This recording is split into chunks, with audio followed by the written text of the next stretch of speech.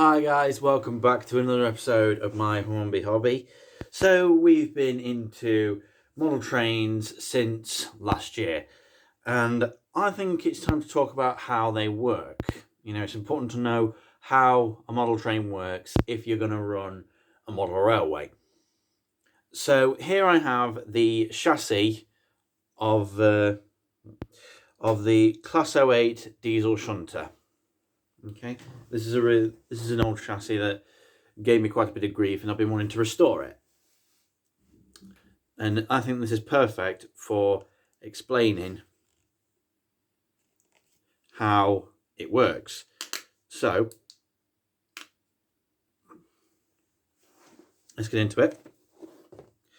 So there's two ways of picking up power in model trains. There is through the wheels and through the axles. The way you'll know if it's through the wheels is that, well, I'm sure you can see that the rim of the tyre, the flange, is metal, and the inner part is plastic. And for the axles, the entire wheel would be metal, both inside and out. But of course, as we all know, if you connect the left and right rail together, the positive and the negative together, if you connect them both together, then it will just cause a short circuit. So it has to have an insulating tab in between the axles. Now, triangle locomotives actually have one side that's conductive, that takes all the power, and the other side is insulated with a copper pickup that goes up to the motor. Okay, so that's the reason why when you put a loco on the track, you turn up the controller and it makes a slight whining.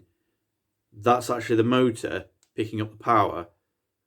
And usually the most efficient way to do it is through the wheels, which is what most of my locos are, through the wheels. Now, power in the models is all about motors. Okay, you'll hear there's three types. There's 3-pole, 5-pole, and coreless. Now, this is a traditional 3-pole, and the reason why is because it's split up into 3 sections. So it's kind of hard to see, but right. There's one piece of metal. There's 2 pieces of metal. And there's 3. Okay, so it's just literally 3. Okay, a 5-pole motor is a lot bigger, and it's split up into 5 sections, and it's usually set askew. I'll try and explain that a little bit later. But that's the basis of a 3-pole motor. Okay. And then here you have the armature.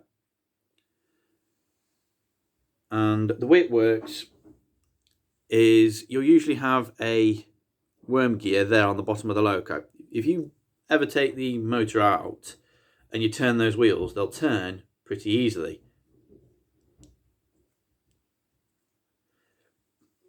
So that is set on an angle down to there. Get right way around. So then the power comes up through the tracks to the wheels, and then as they start to turn, the motor starts to turn, and that obviously turns everything at once. So the way it works with a motor, especially with steam locomotives, is you'll have some conductive brushes that pinch onto the beginning of the armature, which is called the commutator, and you'll have a magnet on the back, and then usually there'll be like an iron body clamping it down or holding it, and then that'll obviously spin.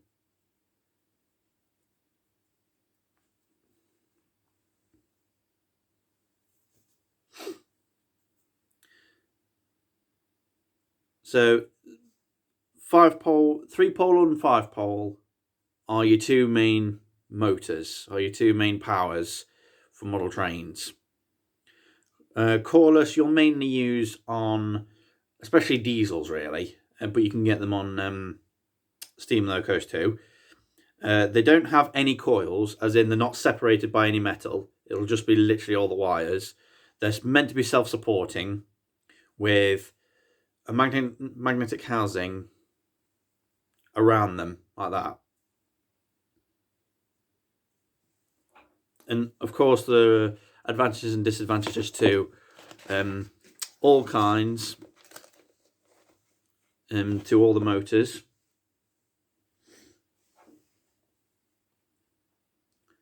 The advantages to using 3-pole motors is they're cheap to manufacture and they're easy. They're not complicated at all. You can easily repair these and they're usually easy to get into. 5-pole are a lot bigger, so they've got more power and you get a much smoother runner, but they are prone to overheating, so keep that in mind. And as for cordless, well,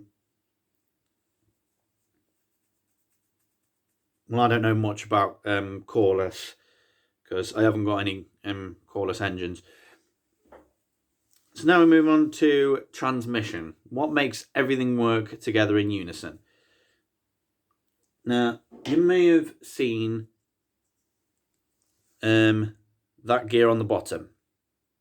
Now, gears are a way of transferring energy from the motor, from the wheels to the motor, sorry. Because obviously that gear's on that middle axle, and then once it's connected up to that motor, it'll turn, and that'll give you movement. And they also reduce the speed of the motor, because you'll find that goes stupidly fast even when it's at a low speed, but the wheels will crawl. It'll just slowly move along.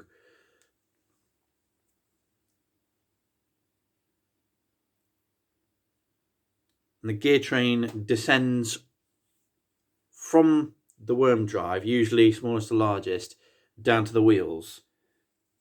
And you find it typical on steam locomotives that they'll have that. And with steam locomotives, they'll have one driving axle, which is like that, which is one axle that's got the gear on. And the coupling rods will link the wheels together. So your middle driving wheel does all the work. These 4 are just for decoration, and they just turn, as power's applied. So that, it's only a slide, but you get the idea that that middle wheel is doing all the work. With diesels, larger diesels, you'll get the wheels are geared individually. Each one of those wheels is geared, and it'll have a 1-to-1 gear train linking them together. So there'll be large gear, large gear, large gear, and smaller gears in between linking them together.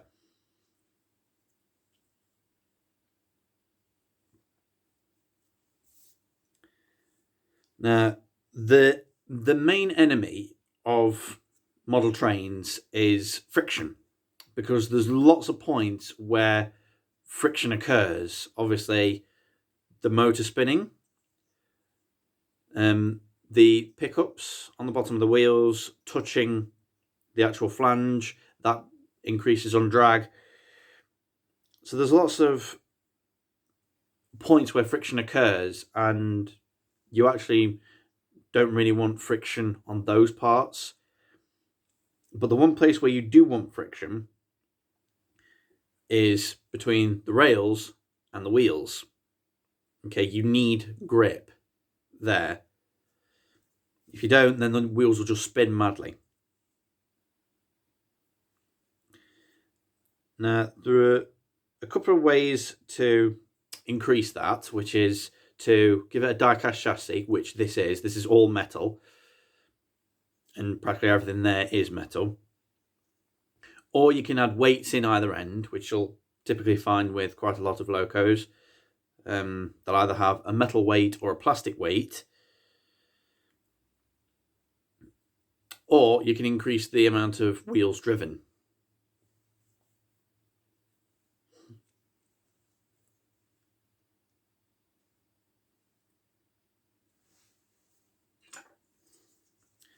So I hope this has been I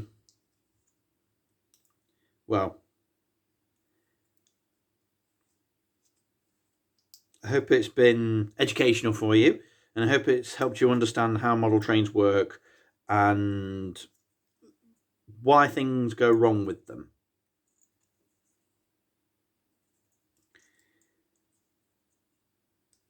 Because things go wrong with model trains all the time, and you have to learn what it is that makes them go wrong. It could be any amount of things. I'll have to get down to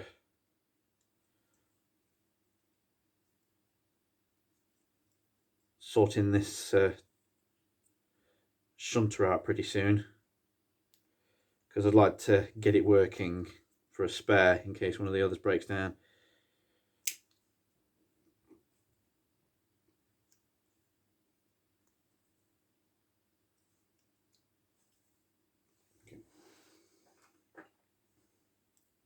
So yeah, there will be another video on how I maintain locos, because I think it's important for people to know how to maintain them.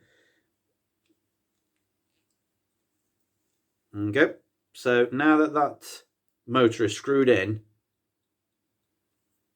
none of those wheels are moving at all. If you take that out, the wheels will move pretty normal.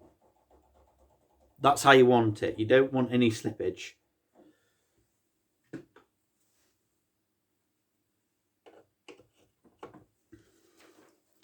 So that is the basics of model trains. It's quite easy once you get your head around it. And I find that the best way of figuring out how things work is to take them apart and see what's going on. I do that with practically everything. And that's why it's been a huge learning curve for me.